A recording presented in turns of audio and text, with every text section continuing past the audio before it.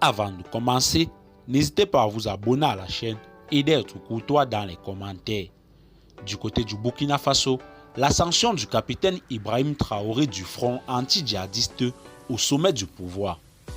En effet, après sa prise du pouvoir par la force le 30 septembre contre le lieutenant-colonel Paul-Henri Sandaogo Damiba, le capitaine Ibrahim Traoré a officiellement été désigné mercredi président du Burkina Faso dans l'attente de la désignation d'un président de transition par des assises nationales.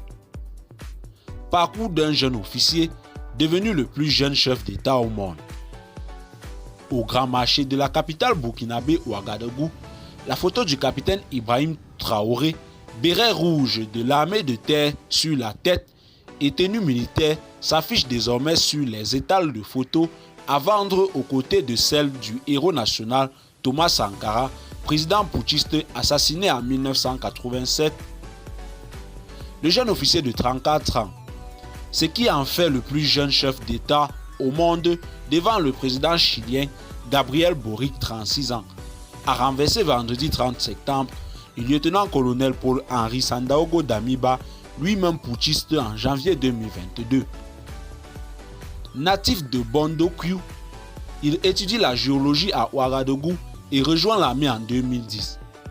Il est diplômé de l'Académie militaire Georges Namonao, une école de formation d'officiers moins glorieuse que le Britannique militaire de Kadiogo, dont son prédécesseur Damiba et nombre de hauts gradés burkinabés sont issus. Il sort vice-major de la promotion nommée Citoyenneté, raconte un ancien élève qui a étudié avec lui.